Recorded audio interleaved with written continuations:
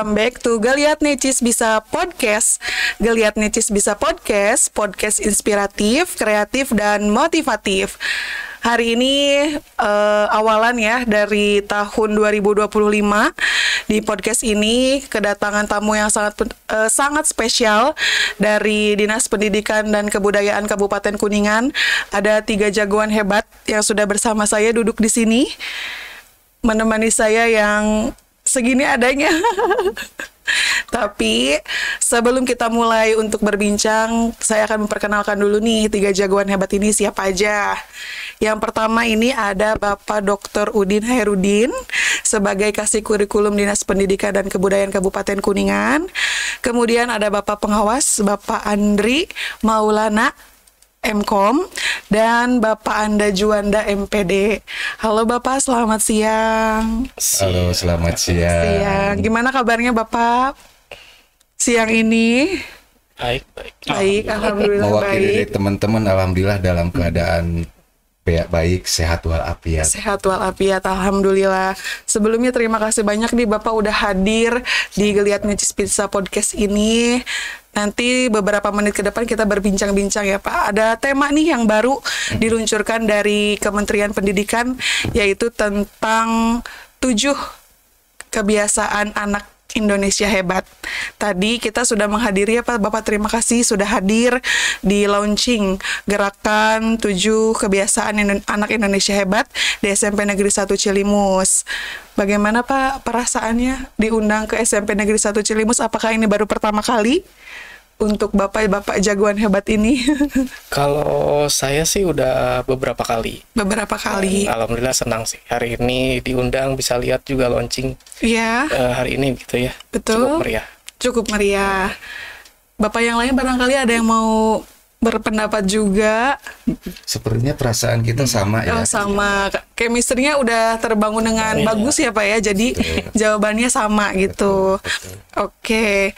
Kalau menurut Bapak sendiri tentang 7 gerakan 7 kebiasaan anak hebat ini tuh apa gitu?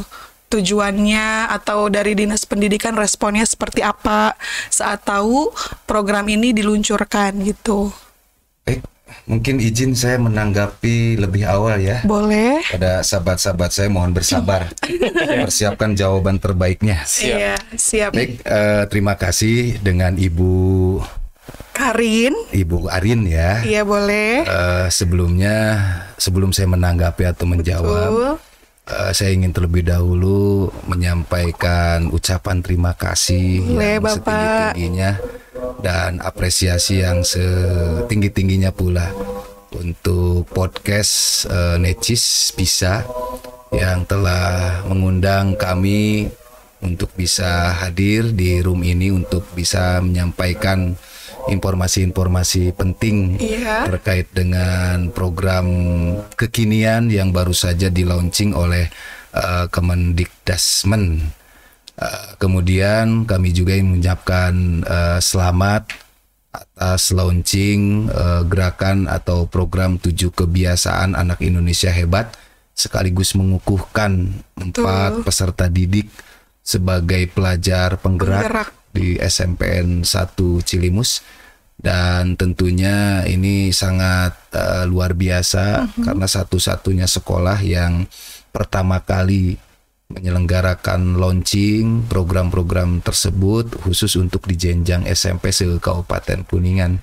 Harapan besar melalui launching program tersebut ini tentunya memberikan manfaat bagi warga sekolah, peserta didik, guru, termasuk orang tua siswa. Dan tidak lupa kami juga mengucapkan selamat datang, welcome back to school.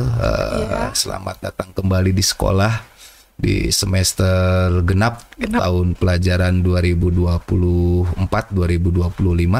Setelah mungkin 2 minggu menikmati masa libur dan hari ini tepatnya di hari Senin tanggal 6 Januari 2025 aktivitas di sekolah sudah memulai awal masuk sekolah. Semoga ini tentunya memasuki di awal semester genap ini dengan semangat baru, harapan baru bisa meningkatkan prestasi bagi peserta didiknya, termasuk prestasi bagi guru-gurunya. Dan tetap jangan lupa selama dalam perjalanan proses semester genap ke depan bisa lebih baik lagi dari semester sebelumnya. Menanggapi ataupun mencoba menjawab apa yang tadi disampaikan berkenaan dengan diluncurkannya atau diluncurkannya program 7 kebiasaan anak Indonesia hebat yang beberapa waktu yang lalu kalau tidak salah tanggal 27 Desember 2024 Menteri Pendidikan Dasar dan Menengah telah melaunchingkan 7 kebiasaan baik yang ini merupakan bagian daripada visi dan misi Presiden dan Wakil Presiden Republik Indonesia atau yang disebut dengan Asta Cita. Ya, ada 8 misi di mana program ini masuk pada misi keempat, yaitu untuk mewujudkan pembangunan sumber daya manusia, teknologi, sains, pendidikan, dan kesetaraan gender, termasuk dalam penguatan peningkatan keperempuanan dan lain sebagainya. Nah, sehingga dengan kebijakan dari kementerian tersebut diharapkan memiliki tujuan dan manfaat yang diharapkan adalah bagaimana program ini bisa menumbuhkan kesadaran positif bagi peserta didik untuk bisa diimplementasikan dalam kehidupan sehari-hari. 7 program kebiasaan anak Indonesia hebat itu apa saja? Tentunya teman-teman rekan-rekan guru maupun peserta didik harus tahu 7 program tersebut. Di antaranya adalah yang pertama bangun pagi. Ya, kemudian yang kedua adalah beribadah, kemudian yang ketiga berolahraga, kemudian makan sehat dan bergizi, gemar belajar, bermasyarakat, dan yang terakhir adalah tidur lebih cepat. Nah, sebenarnya kebiasaan-kebiasaan ini merupakan kebiasaan yang mungkin sudah jadi rutinitas kita dalam kehidupan sehari-hari. Tetapi pada kenyataannya bagi kalangan peserta didik untuk jadi sebuah habits kebiasaan yang baik ini perlu ada upaya-upaya yang bisa dilakukan baik di lingkungan sekolah, keluarga maupun di lingkungan masyarakat. Dan oleh karena itu, mari kita dukung upaya-upaya pemerintah pusat dalam meningkatkan kesadaran bagi peserta didik untuk membiasakan perilaku-perilaku positif dalam kehidupan sehari-hari, sehingga diharapkan di masa yang akan datang lahirlah generasi emas, generasi unggul, generasi yang memiliki nilai-nilai religiusnya, moralnya, akhlaknya, budi pekertinya, keterampilannya, sampai ke kemandiriannya. Itu mungkin Bu Ade. Oke, terima kasih Bapak jawabannya.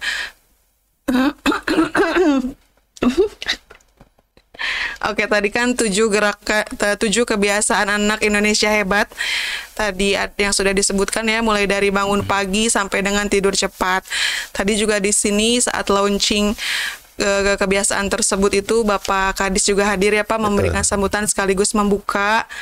Nah, kalau bagi Dinas Pendidikan sendiri sebenarnya sudah tidak asing ya, karena kita dari Dinas Pendidikan pun sudah ada beberapa program tuh tentang Pimda Nyawa, Gerbang Berkah, kayak gitu. Nah, dari 7 kebiasaan ini, yang mana tuh Pak yang termasuk ke Pimda Nyawa dengan ke Gerbang Berkah gitu?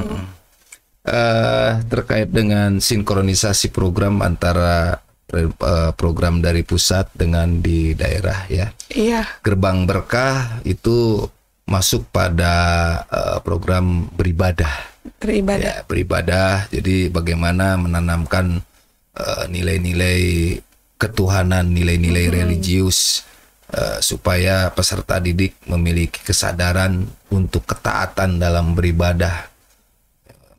Contoh kegiatan-kegiatan yang rutin dilaksanakan seperti pelaksanaan sholat duha, kemudian membaca ayat suci Al-Quran, tausiah, melaksanakan ibadah sholat Jumat. Nah, termasuk kegiatan-kegiatan keagamaan lainnya yang diharapkan melalui program Gerbang Berkah yang selaras dengan program 7 Kebiasaan Anak Indonesia Hebat ini secara kontinus berkesinambungan. Ini bisa diimplementasikan di setiap sekolah, termasuk tidak hanya di sekolah saja. Kebiasaan-kebiasaan beribadah itu kan adalah salah satu kewajiban bagi setiap umatnya gitu, untuk meyakini dan mengamalkan serta menjalankan perintah-perintah yang sesuai dengan ajarannya masing-masing. Nah, kemudian Pimda Nyawa, pimpinan daerah menyapa siswa di sekolah ya. Nah, ini selaras dengan program yang ada di 7 gerakan Anak Indonesia Hebat itu masuk pada program Gemar Belajar ya. Gemar Belajar. Termasuk dalam bermasyarakat, karena tidak sedikit narasumber yang dihadirkan dalam Pimda Nyawa itu berasal dari unsur pimpinan yang diharapkan ini bisa jadi inspiratif selain wawasan pengetahuan yang diperoleh dari para narasumber tersebut. Nah, termasuk kebiasaan-kebiasaan lainnya dalam hal gemar belajar, jadi inspiratif dan dimotivasi untuk meningkatkan semangat belajarnya. Itu, Bu. Jadi udah ada penyelarasan ya Pak ya dari program yang ada di daerah sini, khususnya di Kabupaten Kuningan gitu ya Pak. Nah, tadi yang dari 7 kebiasaan itu kan ada dari bangun pagi sampai dengan tidur cepat ya Pak. Mungkin kalau saya kan bertemu langsung dengan anak-anak gitu ya Pak. Kesulitannya itu mungkin anak-anak itu di tidur cepatnya nih Pak. Nah, mereka seringnya main game sampai dini hari. Akhirnya bangun pagi pun sulit itu. Ada yang beberapa kelewat untuk tidak sholat subuh gitu Pak. Nah, upaya dari Dinas Pendidikan sendiri nih Pak, sebagai bagian ya Pak dari Dinas Pendidikan itu apakah terjun ke lapangannya pun tahu gitu kondisi anak-anak seperti apa gitu. Jadi begini Bu, untuk bisa mewujudkan 7 program ini, walaupun ya kita tahu bahwa kebiasaan-kebiasaan ini sebenarnya sudah jadi hal yang lumrah dalam kehidupan sehari-hari. Tapi di kalangan anak sekolah, di kalangan para pelajar ini perlu ada pendampingan, pembinaan, serta pembimbingan. Untuk bisa mewujudkan, ada 3 hal yang ingin saya sampaikan Bu. Yang pertama, kita harus mengetahui dulu nilai manfaat dari 7 program ini, yaitu manfaatnya kan untuk meningkatkan pendidikan karakter bagi peserta didik, memiliki nilai-nilai religiulitasnya, moralnya, akhlaknya, budi pekerti, sampai ke aspek kemandirian ya. Ada tujuan yang sangat mulia. Kemudian yang kedua, selain nilai manfaat, ini perlu melibatkan berbagai peran Bu. Tidak hanya di lingkungan sekolah saja, melainkan peran dari orang tua, termasuk masyarakat. Jadi perlu ada combine keterlibatan dari unsur-unsur tersebut untuk bisa saling berbagi peran. Karena dari 7 program kebiasaan Anak Indonesia Hebat ini lokusnya ada yang berbeda. Contoh bangun tidur, bangun tidur itu kan lokusnya di rumah. Ya kan, tentunya ini perlu ada peran orang tua dalam support agar kebiasaan anak bisa bangun lebih pagi gitu. Nah, yang ketiga adalah masyarakat, dan yang ketiga adalah pemantauan, melakukan evaluasi terhadap aktivitas anak baik di rumah maupun di sekolah, dan ini tentunya perlu dipersiapkan instrumennya. Nah, menjawab pertanyaan Ibu, bahwasanya peran orang tua dalam hal ini yang pertama adalah dengan cara memberikan tauladan, contoh yang baik. diawali dari contoh yang baik dilakukan oleh orang tuanya, bangun pagi, kemudian membersihkan atau membereskan tempat tidur, kemudian mandi dan melaksanakan ibadah sholat. Ini ketika anak mengetahui aktivitas orang tuanya setelah bangun pagi, itu akan jadi sebuah inspirasi dan motivasi serta imitasi, meniru kebiasaan-kebiasaan baik yang dilakukan oleh orang tuanya. Yang kedua adalah orang tua memberikan komitmen terhadap anak-anaknya. Ada kesepakatan. Contohnya mengingatkan agar tidur lebih cepat. Karena itu ketika tidur lebih cepat akan berdampak pada kebiasaan bangun pagi. Ketika anak malam semalaman melek, maka akan berdampak juga terhadap aktivitas bangunnya. Mungkin kesiangan atau bahkan mungkin tidak teratur, tantrum, tantrum dan sebagainya. Nah, termasuk komitmen dalam mengingatkan terhadap anak-anaknya bahwa pentingnya menjaga dan kebiasaan pola tidur lebih awal, dan itu akan berdampak terhadap aktivitas bangun pagi. Yang ketiga, mengingatkan untuk memasang alarm. Mungkin biasanya untuk anak-anak sekolah bangun pagi itu terasa berat. Karena semalaman beraktivitas main game. Nah, disinilah peran orang tua untuk mengingatkan terhadap anak-anaknya agar bisa tidur lebih cepat dan coba untuk meninggalkan gadget atau Android atau aktivitas lainnya, karena ada kewajiban lainnya yang harus dilakukan oleh anak-anak kita, seperti belajar ataupun melaksanakan ibadah sholat di sepertiga malamnya. Nah, yang ketiga adalah kebiasaan orang tua untuk membangunkan anaknya. Mungkin yang sudah berkeluarga, yang sudah punya anak bersekolah, kita jangan sampai acuh dan cuek membiarkan anak tidur seenaknya saja. Tapi ya ada hal yang harus kita lakukan untuk membangunkan anak-anak kita. Kemudian berikutnya peran orang tua adalah memulai dengan mengajak untuk melaksanakan ibadah sholat subuh tentunya ya. Dan itu kan bagian daripada salah satu kewajiban setiap umat, setiap makhluknya untuk menjalankan ibadah di pagi hari. Nah, kemudian menyiapkan sarapan pagi untuk anak-anaknya, mengingatkan anak-anaknya untuk menyiapkan buku-buku dan materi ajar untuk kebutuhan belajar di sekolahnya, termasuk kebiasaan-kebiasaan lainnya yang harus dilakukan oleh orang tua adalah mengingatkan untuk mempersiapkan pakaian yang akan digunakan ke sekolah di malam harinya.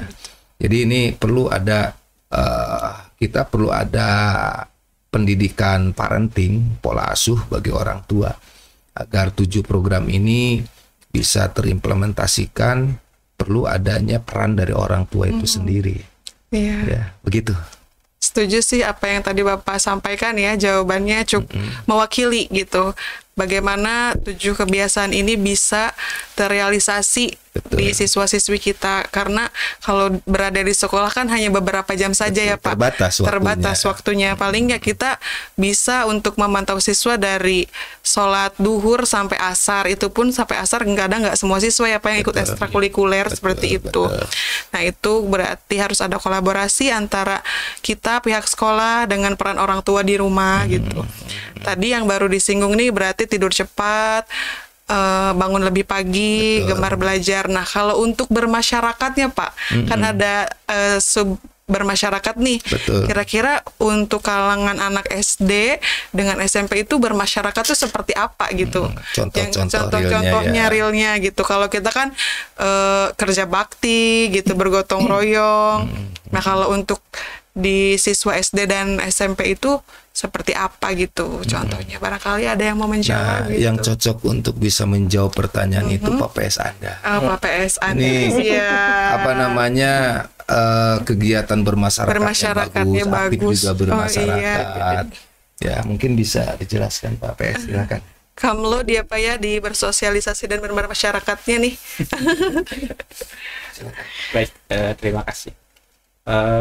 Sebetulnya agak apa ya, untuk memberi contoh. Ini contoh yang ideal ya. Iya, Pak. Bicara tentang ideal. Rutinitas anak. Kebetulan saya anak tiga. Anak yang pertama kelas 6. Sekolahnya pulang jam 4. Dan terus terang itu kita saja mungkin merasa capek ketika pulang jam segitu. Betul. Tapi saya sebagai orang tua dari awal sudah menyadari bahwa anak kita hidup tidak hanya di sekolah saja, tidak hanya di keluarga saja, tidak hanya di rumah saja. Kalau saya pribadi dengan istri membuka ruang untuk anak, tapi kembali ke anak lagi, karena tipe anak kan ada yang justru lebih nyaman di rumah gitu ya. Betul. Ada juga yang memang ini, dan tipe si kakak ini memang anak rumahan, tapi saya tetap membuka ruang untuk itu. Dan kita punya alat komunikasi dan kadang janjian. Jadi misalnya nih mau main futsal gitu. Biasanya kebetulan kan sekolahnya dari Senin sampai hari Jumat. Nah, hari Sabtu dengan Minggu itu saya buka ruang untuk bermasyarakat. Jadi anak saya main keluar dengan teman-temannya, tapi yang pasti kita sebagai orang tua tidak lepas. Jadi kita targetkan di luar sampai jam berapa. Jadi seperti itu kalau yang di rumah. Seperti itu untuk yang bermasyarakat gitu ya, Pak. Mungkin seperti itu untuk contoh pribadi di keluarga saya. Iya. Barangkali ada tambahan lagi dari Bapak Andri. Ini ngantuk ya. Suasananya remang-remang gitu ya, dingin gitu. Dingin, iya betul. Ada makanan dan minuman. Ya gitu. Tapi tadi sudah makan siang ya Pak kita ya, udah. Yang bertanya juga suaranya mendayung. Jadi ini oke, kalau boleh menambahkan, memang saya setuju dengan Pak Anda ya. Iya. Usia anak SD, SMP itu bermasyarakat itu mungkin bersosialisasi gitu ya. Bersosialisasi dengan teman sebayanya begitu ya. Karena nggak mungkin harus bermasyarakat dengan orang-orang yang tidak dengan tidak usianya begitu ya. Jadi intinya orang tua wajib mendorong anak-anaknya untuk bersosialisasi. Karena kan anak harus menyadari bahwa hidup itu tidak sendiri gitu. Perlu orang lain untuk membantu begitu ya, untuk sekedar bercerita atau menambah gitu ilmu sosialnya begitu ya. Dengan bermain itu anak dalam konteks bermasyarakat gitu. Jadi intinya anak bersosialisasi atau bermain itu adalah bermasyarakat sebetulnya. Gitu, karena tadi anak-anak itu sekarang itu sudah dipengaruhi dengan teknologi, dengan perubahan zaman, dengan cara bersosialisasi menggunakan internet, daring dan segala macam, sehingga mereka juga sering terjebak di dunia yang memang seharusnya tidak berada di situ terlalu lama gitu ya. Boleh berada di situ tapi ada batasannya gitu ya. Jadi memang perlu bersosialisasi juga. Jadi kita sebagai orang tua wajib mendorong anak-anak kita untuk bersosialisasi atau bermasyarakat. Tentunya dengan yang seumurannya begitu mungkin ya. Berarti ya tetap ya, maksudnya support dari orang tua untuk memotivasi anak untuk bermasyarakat, bergaul dengan umur atau usianya gitu ya Pak. Tapi tadi dari jawaban Bapak Anda ini sempat bilang kalau kan anaknya putranya ada 3 ya Pak ya. Nah yang satu itu sekolahnya sampai jam 4 gitu ya Pak ya. Nah ada yang tipe anaknya rumahan, ada yang memang gitu introvert yang sulung iya. Tapi kalau yang kecil kelas 3 SD humble banget. Jadi banget, gitu. Dia ketemu dimanapun dengan orang asing pasti nyapa. Dan sekarang termasuk teman kerja juga dia hafal. Oh ini Pak Andri, ini Bu ini hafal semua. Nah, jadi di lingkungan baru pun saya tidak khawatir melepas si anak tengah ini. Iya gitu. Nah itu untuk yang memang humble dan tergolong ekstrovert berarti masuknya Pak ya. Jadi tidak begitu khawatir. Nah kalau untuk yang introvert sendiri itu bagaimana langkah yang diambilnya untuk bisa si putra ini bersosialisasi atau bermasyarakat gitu Bu? Enggak juga. Ya kalau kita sebagai orang tua ya membuka ruang untuk itu. Maksudnya kalau kita sih ini konsep keluarga saya. Iya betul. Kita mencoba untuk mengenali apa passion anak, Iya. apa keinginan anak, apa hobi anak. Betul. Dan kalau misalnya kita sebagai orang tua tidak mampu, ada orang yang lebih kompeten, Iya. bisa melakukan apa semacam assessment. Ya. Dan akhirnya kan ketahuan nih bakat anak di mana. Dan tugas kita hanya membuka itu, Iya. tidak memaksakan. Jadi misalnya ketika anak saya tertarik dengan karate, oke, kita ikutkan karate. Minimal di situ kan bermasyarakatnya pasti ada gitu ya. Kenal dengan orang-orang baru. Kemudian ternyata di tengah jalan mogok. Ya anaknya bosan atau apa gitu ya, akhirnya berhenti stop. Nah sekarang lihat anak seneng apa lagi nih? Ternyata sekarang dia senangnya futsal. Saya ikutkan ke SSB dan alhamdulillah sampai sekarang masih aktif seperti itu. Jadi tugas kita orang tua mungkin membuka ruang-ruang untuk itu. Iya. Menambahkan boleh Bapak untuk menguatkan. Siap. Walaupun tadi jawaban ataupun pernyataan-pernyataannya is hebring lah pokoknya. Ada yang dari potret pengalaman, dari perspektif nilai-nilai lingkungannya. Iya betul. Nah kalau saya dari perspektif ketika berbicara tentang masyarakat dan keluarga. Iya. Keluarga itu kan adalah miniaturnya dari masyarakat. Betul. Ya kan, representatifnya. Nah interaksi dalam kehidupan bermasyarakat itu kita sering mendengar. Iya. Bahwa di mana bumi dipijak, di situ langit dijunjung. Jadi menghormati nilai-nilai norma yang berlaku dan berkembang di dalam masyarakat itu sendiri. Nah, bagaimana dalam kehidupan tumbuh kembangnya anak bisa berinteraksi dengan masyarakat di sekitar terkait dengan adat istiadat, karakter, budaya, lingkungan dan sebagainya. Tentunya kan secara alamiah anak pun akan mencari jati dirinya di dalam masyarakat itu sendiri. Mulai dari mengenal teman sebayanya dengan tetangganya, kemudian saling membantunya dalam menjalankan ibadahnya di masjid, di musola. Nah itu adalah contoh-contoh nyata dalam kehidupan bermasyarakat, interaksi bermasyarakat gitu. Termasuk nilai yang harus ditanamkan bagi anak-anak kita, bahwasanya kembali bahwa manusia itu kan sebagai makhluk sosial. Iya. Ya makhluk yang tidak bisa hidup sendirian gitu kan, seperti yang tadi disampaikan oleh Pak PS, perlu bantuan orang lain. Nah dalam konteks bermasyarakat ini juga ini salah satu bagian terpenting yang tentunya harus diberikan pemahaman, pembelajaran bagi anak-anak kita gitu. Nah, jadi yang terpenting adalah bagaimana menciptakan anak-anak dalam berinteraksi di masyarakat, dalam komunikasi interaksi yang baik. Menghindari dan memfilter. Jadi ada upaya itu, jangan sampai ada pergaulan-pergaulan yang tentunya bisa merusak perilaku dan sikap pada anak kita. Itu jadi dalam hal bermasyarakat ini kan luas cakupannya, umum, dari aspek pergaulan, komunikasi dan sebagainya. Itu Bu. Nah oke, jawabannya sangat bagus ya Pak dari ketiga jagoan hebat ini. Nah tapi dari yang tadi didengarkan itu kan perspektif masing-masing sebagai keluarga ya Pak ya. Nah kalau dari dinas pendidikannya sendiri, itu langkah yang diambilnya apa untuk bisa anak itu bisa semuanya bermasyarakat, tidur lebih cepat, bangun pagi, seperti itu. Apakah akan ada sosialisasi untuk orang tua atau bagaimana langkahnya yang diambil? Mau jawab Pak PS? Pak PS.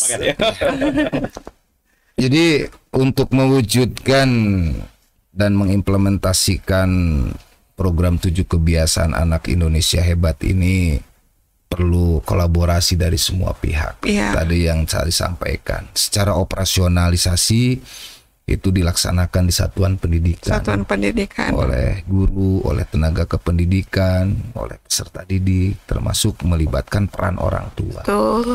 Nah, dinas pendidikan dalam hal ini tentunya kan harus responsif dengan kebijakan dari pemerintah pusat, mulai dari mensosialisasikan ke onir kebijakan, ke pimpinan dari setiap satuan pendidikan. Ini nilai manfaatnya. Nanti secara teknisnya sebenarnya sudah ada di dalam buku panduan. Tinggal nanti Dinas Pendidikan tadi sudah berbincang dengan Pak Kadis, dalam waktu dekat kita akan membuat surat himbauan atau surat edaran yang nanti diterbitkan dan disampaikan ke kepala sekolah mulai dari jenjang TK, SD sampai SMP. Kemudian yang kedua tentunya kan 7 program kebiasaan anak Indonesia Hebat ini tidak bisa berjalan sendiri-sendiri. Iya, betul. Nah, perlu ada sosialisasi panduan, buku panduannya, termasuk secara teknis akan dikembalikan lagi ke satuan pendidikan. Dan yang ketiga adalah bagaimana selama perjalanan ini kan perlu dipantau, dievaluasi. Ya, tentunya kan harus ada evidence, ada dokumentasi. Dan tentunya diharapkan dari instrumen ini yang harus diketahui oleh orang tua harus memberikan pernyataan yang objektif dan jujur. Kalau anak selama 1 bulan masih bangunnya kesiangan, sholatnya belang betong, istilah instrumen itu sesuai dengan kondisi faktanya gitu. Jangan sampai ya memberikan jawaban ataupun pernyataan yang yang ada tidak sesuai. Gitu. Nah, kemudian ya karena ini kan sebenarnya sudah jadi program yang sudah terbiasa, tinggal penguatannya saja. Dinas Pendidikan dalam hal ini tentunya terus akan mencoba mengikhtiarkan, memaksimalkan ikhtiar untuk terus program ini bisa berkelanjutan gitu. Dan tentunya kan harus diawali dari bagaimana nilai manfaatnya, mendorong peran-peran dari semua pihak, dan yang terakhir adalah dari proses pemantauannya itu sendiri. Betul. Beratnya di proses pemantauan itu ya Pak ya. Betul. Pemantauan itu ya lumayan. Dan yang terpenting dari 7 program ini sebenarnya jangan sampai memberikan punishment atau hukuman. Iya, betul. Ya, tapi bagaimana mendorong proses pendampingan, bimbingan, dan pemberian motivasi terhadap peserta didik maupun terhadap anak-anaknya gitu oleh orang tuanya sendiri. Iya. Gitu, Bu. Boleh ya menambah? Boleh Bapak. Silakan. Oke. Menambahkan sedikit ya. Iya. Sedikitnya agak panjang tapi. Iya, nggak apa-apa. Kita tungguin sampai asar juga boleh Bapak. Maghrib mulai. Jadi begini. Pertama-tama ini apresiasi setinggi-tingginya ya buat SMP 1 Cilimus sudah merespon cepat begitu ya program dari kementerian dan mengundang Dinas Pendidikan untuk mengetahui. Jadi launching 7 kebiasaan anak Indonesia Hebat ini gitu ya. Jadi ini apresiasi tinggi-tingginya. Yang kedua 7 kebiasaan ini itu menurut saya sih paket komplit. Ya. Paket komplit dari Pak Menteri. Jadi mentalnya ada, fisiknya ada gitu ya. Psikologisnya ada, bahkan spiritualnya pun ada. Jadi lengkap sekali. Dan ini bisa, kalau ini berhasil luar biasa, ini bisa merubah kebiasaan, betul habit dari seorang anak-anak Indonesia ini menjadi lebih baik lah begitu. Nah, internalisasi. Begitu. Nah, terkait dengan yang tadi disampaikan Pak Kasih, mungkin saya bisa menambahkan sedikit begitu ya, terkait yang bagaimana program ini nanti Dinas Pendidikan berupaya supaya bisa berhasil begitu ya. Ini mungkin juga jadi masukan untuk Dinas Pendidikan juga begitu ya. Karena program ini saya pikir tidak hanya sampai di orang tua begitu ya, tapi perlu koordinasi dan kolaborasi dari misalkan dari pemerintah daerah, itu apakah dari tingkat desa gitu ya, kecamatan, bahkan ke aparat kayak kepolisian gitu ya. Karena tidak sedikit anak-anak kita juga yang pelajar yang tidak bersama orang tuanya begitu. Mereka ada yang kos dan segala macam jauh dari orang tua gitu. Sehingga perlu ada koordinasi dan kolaborasi dengan pihak lain. Contohnya dengan desa begitu. Jadi nanti misalkan ada anak-anak yang masih berkeliaran malam hari pukul 10 itu bisa diingatkan oleh masyarakat sekitar atau dari pihak terkait dari kepolisian atau gitu, sehingga dengan kolaborasi yang luas begitu ya, yang satu visi gitu, sehingga ini bisa mudah-mudahan bisa berhasil gitu ya. Jadi program ini perlu juga disosialisasikan ke pemerintah daerah, baik itu di tingkat desa, kecamatan maupun ke aparat keamanan yang lain, misalkan kepolisian, TNI dan segala macam, sehingga semuanya sama-sama berupaya untuk memang merubah kebiasaan anak Indonesia yang dari tadinya kurang baik menjadi lebih baik. Itu mungkin. Betul ya Pak ya. Harus ada koordinasi dan kolaborasi dari berbagai lembaga gitu ya. Ya mungkin dinas sosial juga bisa termasuk ya Pak ya. Lembaga kepolisian juga sama, karena kalau di malam hari bukan hanya pengaruh gadget ya Pak, anak-anak SMP masih suka berkendara juga kalau malam hari seperti itu. Jadi mengakibatkan ya mereka juga tidak bisa tidur cepat seperti itu. Nah, mungkin cukup mewakili ya Pak untuk gerakan 7 kebiasaan anak Indonesia hebat ini. Nah, selain tadi peluncuran 7 kebiasaan ini kan Bapak Kepala Dinas juga mengukuhkan pelajar penggerak gitu Pak. Nah, apakah pelajar penggerak ini sebagai miniaturnya siswa yang berhasil atau mempersiapkan sebagai contoh siswa untuk apa ya, yang sudah berhasil membiasakan dari bangun tidur, gemar belajar, taat beribadah, makan bergizi, berolahraga, sampai tidur cepat gitu dengan bermasyarakatnya, atau seperti apa gitu? Sebenarnya program pelajar penggerak itu pengganti dari program sebelumnya Sobat SMP. Tidak salah Sobat SMP. Ya.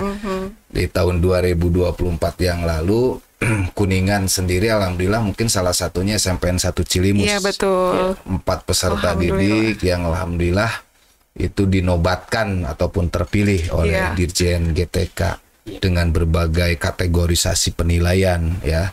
Nah tentunya kita berharap dengan dikukuhkannya pelajar penggerak di satuan pendidikan, yang pertama itu kan sebagai tokoh inspiratif. Tidak sembarangan kan pelajar atau peserta didik itu dinobatkan, apalagi ini sampai di tingkat nasional oleh Dirjen GTK dengan penilaian-penilaian yang cukup alot. Ya, maraton dan lain sebagainya. Nah, tentunya kehadiran pelajar penggerak di sekolah itu kan harus mampu menggerakkan seluruh unsur, mulai dengan peserta didiknya dulu, dengan memberikan keteladanan, contoh yang baik, berperilaku yang baik, sehingga jadi sosok inspiratif bagi teman-teman yang lainnya, jadi panutan bagi teman-teman yang lainnya. Nah, sehingga dalam aktivitas sehari-harinya baik di lingkungan sekolah, di keluarga maupun di masyarakat itu mempunyai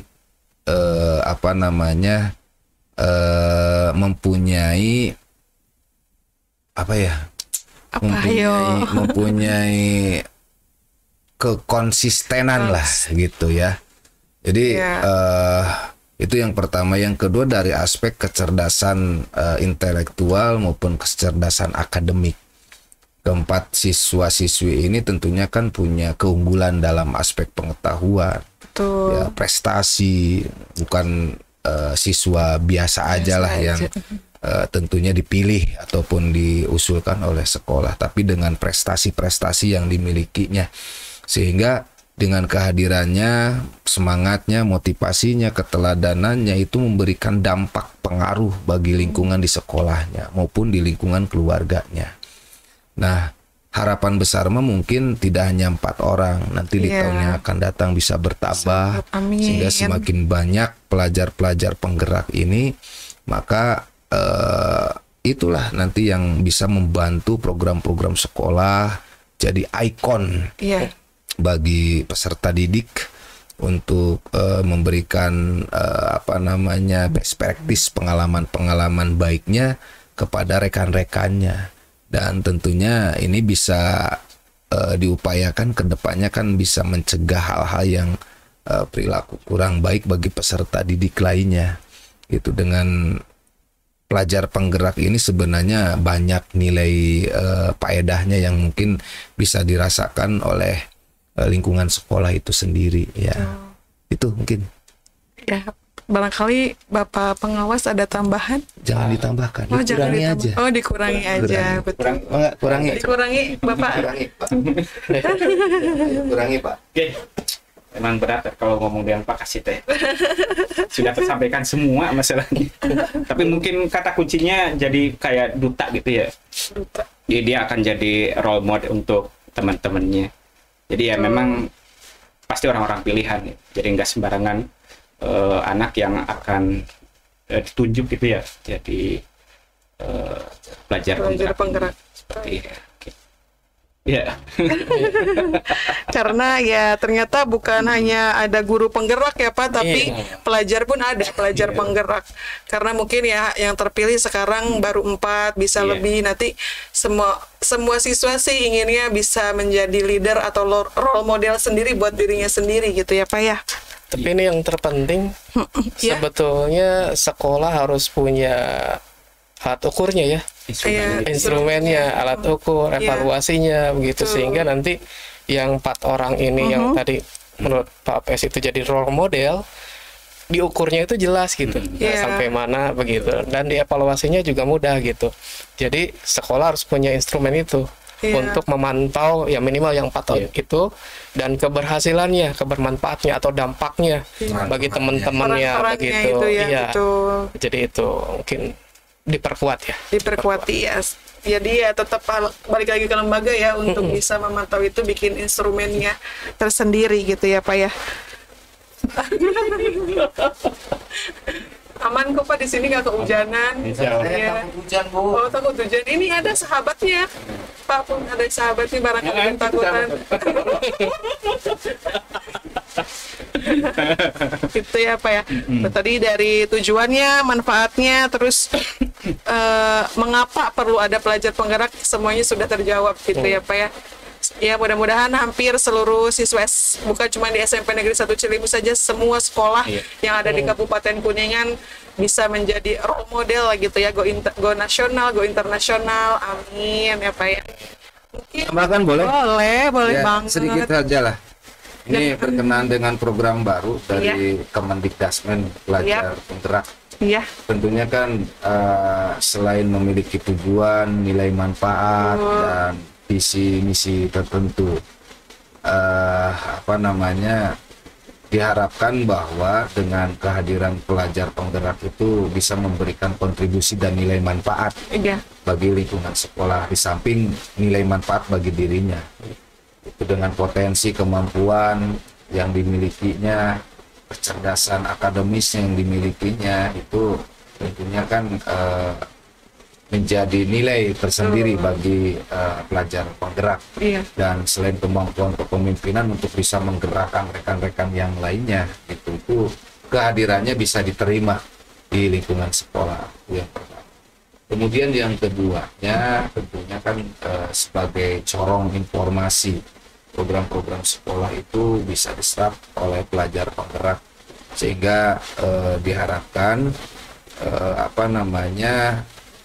bisa tersampaikan, dan pesan program dari sekolah itu pihak peserta didik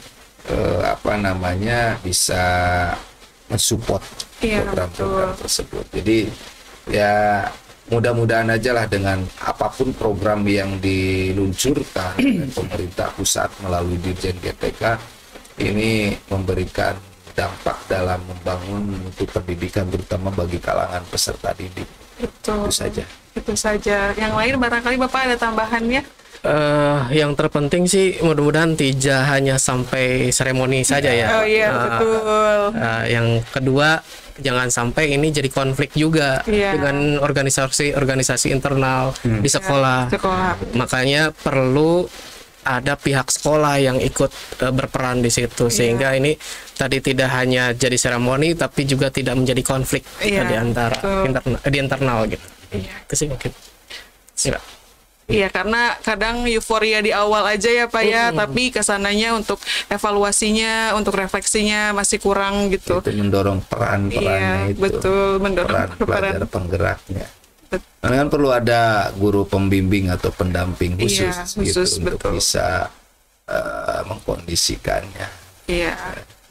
Untuk guru yang pendamping khususnya ini ada seleksi juga atau Saya dikembalikan kurang ke tahu. lembaga Kalau tuh? itu kembali ke satuan pendidikan. Ke satuan pendidikan Tapi lagi, mungkin idealnya kalau memang di satuan pendidikannya ada alumni guru penggerak, mungkin Oh iya, bisa betul. bisa didorong optimalisasi perannya gitu Iya. aja. Ya, Bapak. Cukup ya Bu? Cukup. Semoga program dari pemerintah ini bisa kita jalankan bersama-sama ya Pak ya. Amin, amin. Bukan cuman seremoni di awal, tapi bisa long lasting untuk siswa-siswi kita di Kabupaten Kuningan gitu. Amin, amin. Mungkin closing statement Bapak. Mulai dari Pak PS Anda. Iya. Boleh kesan pesan berada di podcast ini gitu. Ya, tapi jangan bilang nggak ada kopi ya Pak. Ya. Ya di sini nggak ada.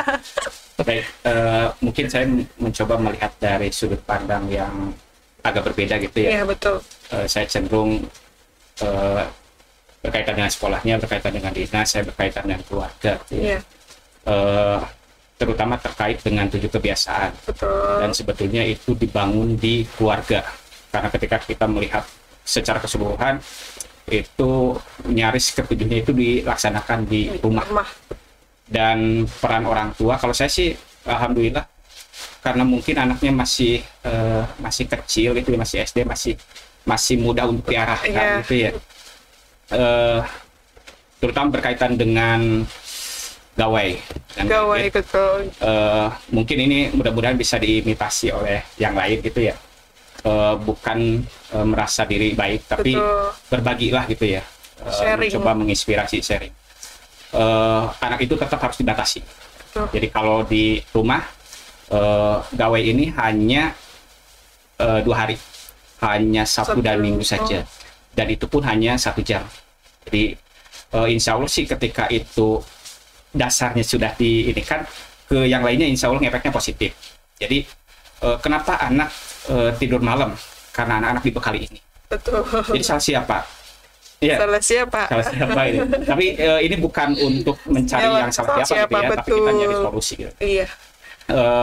Ketika hal ini sudah kita tanamkan, anak sudah dibangun kebiasaannya, maka kebiasaan-kebiasaan lainnya insya Allah akan ini seperti bangun paginya tidak terganggu, Betul. tidur cepatnya juga tidak terganggu, ibadah berikutnya juga tidak terganggu. Betul. Jadi kita ini mungkin satu hal yang agak bikin miris gitu ya, Iya. terutama ketika ngobrol dengan guru-guru SMP gitu ya. Iya. Kadang-kala orang tua kalah oleh murid. Betul. Ketika dibangunkan, yang lebih marah justru anaknya. Nah, berarti ini peran orang tuanya yang harus dikuatkan. Iya. Mungkin itu sudut pandang saya ketika terkait dengan topik ini. Yang pertama tentunya kami mengaturkan terima kasih buat Ibu Moderator yang sudah membersamai kita, Iya. Ibu host ya. Semoga informasi-informasi yang kami sampaikan ini memberikan manfaat, Amin. khususnya bagi keluarga besar SMPN 1 Cilimus Iya. dalam upaya memaksimalkan ikhtiar mengimplementasikan program 7 kebiasaan anak Indonesia hebat. Iya. Dan perlu kami apresiasi Necis inilah yang pertama kali menyelenggarakan launching program dari Kementerian Pusat. Nanti kita kasih efek tepuk tangan ya, rame. Semoga ini menjadi inspirasi bagi sekolah-sekolah yang lainnya. Amin, amin. Yang kedua tentunya selain tadi informasi yang kami sampaikan, ini dalam upaya meningkatkan edukasi. Iya. Karena kita harus adaptif dengan kebijakan kekinian, kebijakan baru dari pemerintahan baru saat ini, terutama di bidang pendidikan. Bahwa Indonesia saat ini sedang mempersiapkan generasi emas 2045, menyiapkan generasi unggul. Nah, untuk mewujudkan hal itu tentunya kan harus dipersiapkan juga 8 karakter yang harus dimiliki oleh setiap individu, mulai dari religiusnya, kemudian moralnya, akhlaknya, kemandiriannya, kecerdasannya, keterampilannya, dan lain sebagainya. Nah, untuk mewujudkan hal itu tentunya perlu dilakukan pembiasaan-pembiasaan. Seperti 7 program inilah yang tentunya harus kontinuitas dilakukan setiap hari, berkesinambungan, sehingga nantinya akan menjadi menjadi kebiasaan dan membudaya. Sehingga menjadi sebuah internalisasi menuju karakter yang positif, yang baik bagi anak bangsa kita. Nah, tentunya untuk mewujudkan hal itu perlu yaitu kolaboratif. Perlu adanya hexaholic, berbagai unsur bisa saling mendukung, tidak hanya sekolah, tidak hanya orang tua, termasuk lingkungan masyarakat dan unsur-unsur terkait seperti yang disampaikan dari unsur APH, kepolisian, kemudian pemerintahan desa, pemerintahan kecamatan. Kita tanggung jawab pendidikan milik kita bersama. Semoga cita-cita pemerintah ini memberikan nilai manfaat bagi generasi penerus bangsa kita yang memiliki nilai religius, memiliki moral yang baik, memiliki akhlak yang baik, pengetahuan dan keterampilan tentunya. Itu saja. Thanks for your attention. I am very happy to meet you. Assalamualaikum warahmatullahi wabarakatuh. Waalaikumsalam warahmatullahi wabarakatuh. Baik. Terakhir ya. Iya. Oke. Membangun kebiasaan atau habit itu tidak instan, tidak mudah, tidak semudah membalikan telapak tangan. Tapi kita harus optimis, harus yakin, gitu ya. Karena membangun kebiasaan itu perlu motivasi, perlu penguatan-penguatan yang tidak satu kali tapi berurang-urang kali. Konsisten itu yang perlu kan. Dan yang terakhir tadi perlu ada kolaborasi, perlu ada koordinasi. Sehingga semua pihak ini bertanggung jawab terkait pendidikan di Indonesia. Tentunya apa? Mewujudkan generasi emas di tahun 2045 gitu ya, 2045 nanti. Dan terakhir, saya yakin Necis bisa. Amin. Necis bisa. Oke. Terakhir juga dari saya closing statement ya Bapak. Dari tadi Bapak Anda, Bapak Udin sama Pak Andri udah memberikan closing statement, kesimpulan yang bisa diambil ada dari family man gitu ya, dari aspek semua lembaga gitu, dari tujuan apa, cita-cita kita sebagai apa ya yang berkecimpung ada di dinas pendidikan gitu ya Pak. Karena kalau sebagai orang tua aja pasti ingin yang baik untuk anaknya gitu, karena teknologi pun kita juga tidak bisa memungkiri untuk tidak memberikan itu ke anak kita gitu ya Pak ya, karena pasti ada manfaatnya walaupun 50-50 lah gitu ya. Tapi nggak apa ya, semua itu tujuannya tetap sama untuk yang terbaik untuk anak kita gitu ya, khususnya untuk siswa-siswi nantinya agar bisa mempunyai karakter cerdas dan unggul. Betul seperti itu Pak? Oke, untuk terakhir sebelum ditutup nih, saya mau minta tolong boleh bilang subscribe, komen, like, dan share bareng-bareng channel Necis Bisa Podcast. Boleh Bapak?